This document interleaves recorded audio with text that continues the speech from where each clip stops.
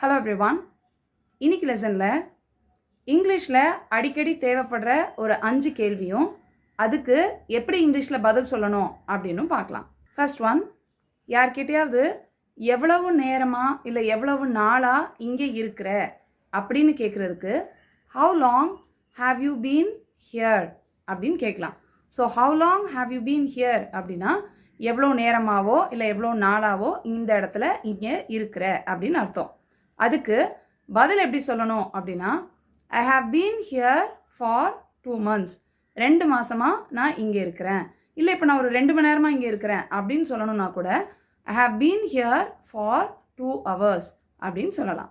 Next one, ஏதாவது கடைக்கு போகிறோம் அப்படின்னா கடையை எப்போ திறப்பீங்க பொதுவாக அப்படின்னு கேட்போம். இல்லை கடையை எப்போ மூடுவீங்க அப்படின்னு கேட்போம்.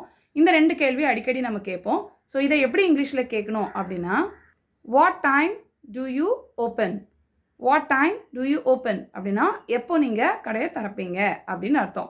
ஸோ அதுக்கு பதில் சொல்கிறதுக்கு we open at 9 AM. நாங்கள் 9 மணிக்கு திறப்போம். எத்தனை மணிக்கு மூடுவீங்க அப்படின்னு கேட்குறதுக்கு what time do you close அப்படின்னு கேட்கலாம். அதுக்கு பதில் சொல்கிறதுக்கு we close at 9 PM அப்படின்னு சொல்லலாம். நெக்ஸ்ட் ஒன், பக்கத்தில் ஏதாவது ஏடிஎம் இருக்கா அப்படின்னு யார்கிட்டையாவது கேட்குறதுக்கு is there any ATM nearby?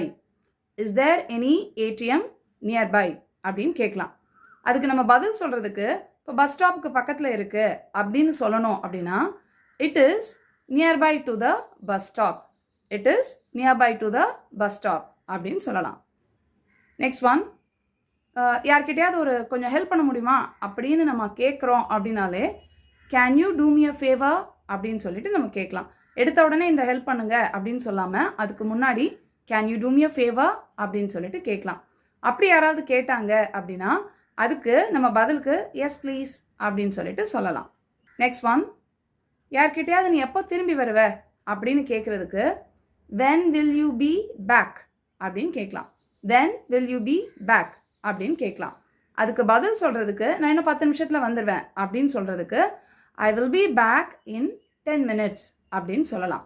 இதே இது அவன் எப்போ திரும்ப வருவான் அப்படின்னு கேட்கணுன்னா when will he be back அப்படின்னு கேட்கலாம். அதுக்கு பதில் அவன் திரும்பி இப்போ 10 நிமிஷத்தில் வந்துடுவான் அப்படின்னு சொல்கிறதுக்கு he will be back in 10 minutes அப்படின்னு சொல்லிடலாம். இந்த 5 questions அண்ட் ஆன்சர்ஸை நீங்களாக சொல்லி பார்த்து ஆன்சர்ஸையும் சொல்லி ப்ராக்டிஸ் பண்ணி பாருங்கள். இந்த மாதிரி சின்ன சின்ன கொஷின் ஆன்சர்ஸ் ப்ராக்டிஸ் பண்ணிங்க அப்படின்னா இங்கிலீஷ் பேசுகிறதுக்கு இது ரொம்ப ஹெல்ப்ஃபுல்லாக இருக்கும். இங்கிலீஷ் கற்றுக்கிற உங்கள் ஃப்ரெண்ட்ஸ் அண்ட் ஃபேமிலி மெம்பர்ஸ்க்கு இந்த வீடியோவை மறக்காமல் ஷேர் பண்ணுங்கள். I'll meet you in the next lesson. Thank you. Bye.